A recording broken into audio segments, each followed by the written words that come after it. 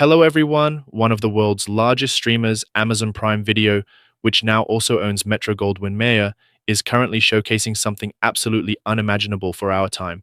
Just recently, the third season of the series Reacher concluded, a show that some social groups love to criticize but which has demonstrated absolute triumph, becoming the most popular series on the platform and a global leader. At the same time, it was revealed that Jennifer Salke, the longtime head of Prime Video, was ousted from her position, primarily due to the colossal failure of projects like The Rings of Power. So, is common sense finally prevailing under the pressure of harsh reality? Are filmmakers finally starting to listen to their audience instead of the cries of various pseudo-progressive groups that have dominated in recent years? Or is this just a coincidence? Let's break it all down. So, leave a like and subscribe if you haven't already, and let's dive in. First, let's talk about Reacher.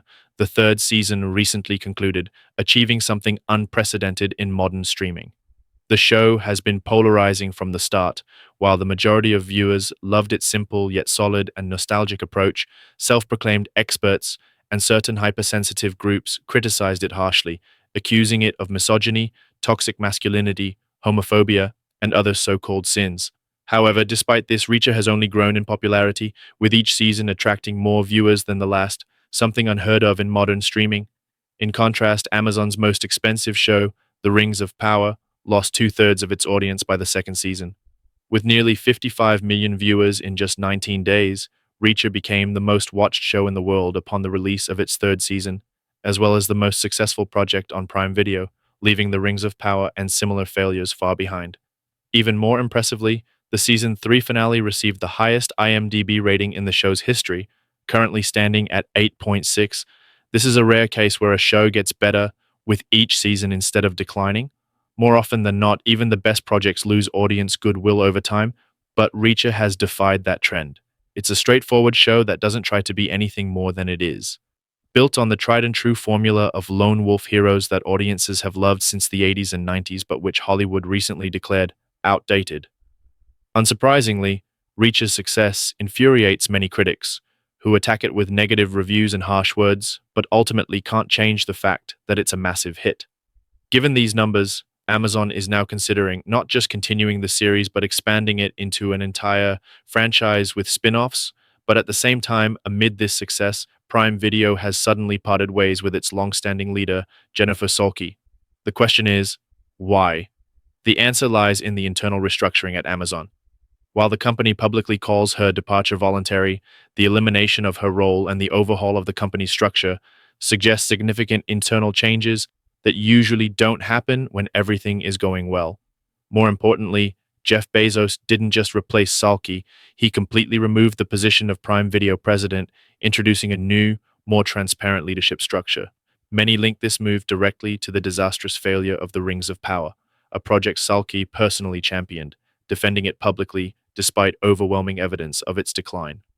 By the second season, the show had lost 60% of its audience, dropping from 8 billion minutes viewed to just 3 billion. Only 37% of first-season viewers finished it, and only 15% of those who started Season 1 stuck around for Season 2. Yet, despite these catastrophic numbers, Salke continued to claim the show was a massive success. Insiders report that she was also highly skeptical of Reacher, dismissing it as too simplistic and unworthy of the platform. Furthermore, Salke ran Prime Video according to the typical modern corporate playbook, where people are promoted not for their talent or expertise, but for how well they fit certain ideological checkboxes. A prime example is Phoebe Waller-Bridge, notorious for her role in dismantling franchises like James Bond and Indiana Jones. She had a close relationship with Salke, who signed her to a staggering $20 million per year contract under the pretense of securing the talents of a so-called breakthrough Hollywood writer.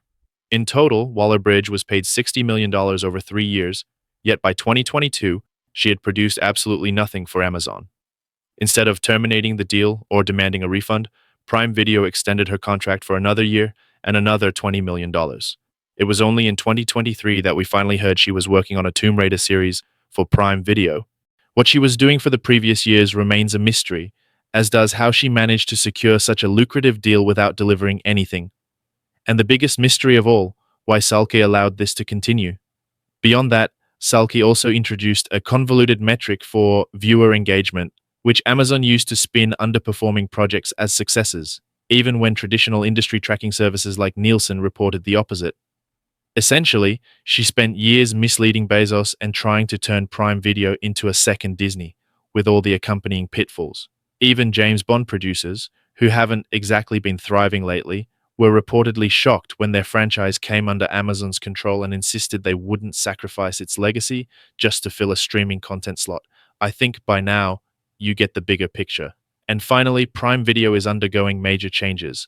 What these changes will lead to remains unclear, but the fact that people like Jennifer Solke are losing their positions is undeniably a good thing. The real question is, are we witnessing just a temporary shift, or is this the beginning of a systemic change? Are the major film studios and streaming services realizing that they can't continue on their current path, that audiences have had enough, and that if they don't change, they risk complete and irreversible failure?